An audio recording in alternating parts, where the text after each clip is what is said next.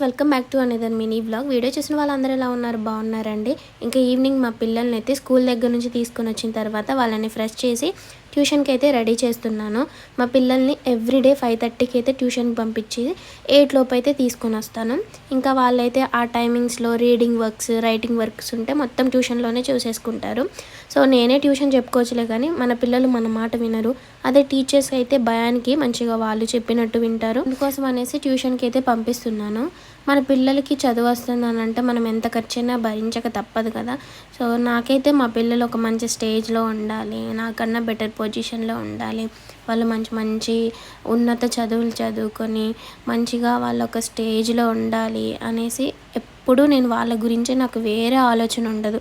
So నేను ఎలా teach చేసుకుంటే నా పిల్లలు మంచిగా ఇంప్రూవ్ అవుతారు అనేసి ఇంకా నేను అదే వేలో ఆలోచిస్తూ ఉంటాను.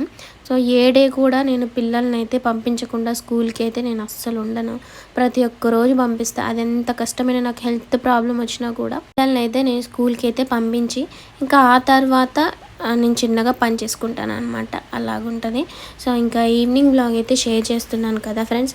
మన ఛానల్లో 100K సబ్స్క్రైబర్స్ అంటే 1 lakh సబ్స్క్రైబర్స్కి దగ్గరగా ఉన్నారు. ఇంకొక 8,000 అయితే సో 100K అయితే కంప్లీట్ అయిపోతుంది. సో మీరందరూ కూడా ఇన్ కేస్ ఎవరైనా సబ్స్క్రైబ్ చేయకుండా వీడియో చూస్తున్నట్లయితే వెంటనే సబ్స్క్రైబ్ చేయండి. ఇంకా మా పిల్లలకి ఎస్టీ నోట్బుక్స్ అలాగే డైరీస్ మీద సిగ్నేచర్ చేయించుకోవాలి. సో ఇచ్చారు, వాళ్ళకైతే నేను సిగ్నేచర్ చేస్తున్నాను. మా మోనికి ఎస్టీలో బైక్ బై వచ్చాయి, ఒక 1/2 మార్క్ అలా తగ్గిపోయాయి అనమాట.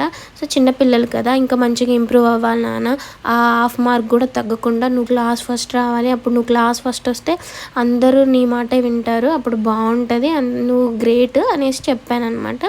సో వీడియోని లైక్ చేయండి. బాయ్ ఫ్రెండ్స్ అందరికీ కూడా.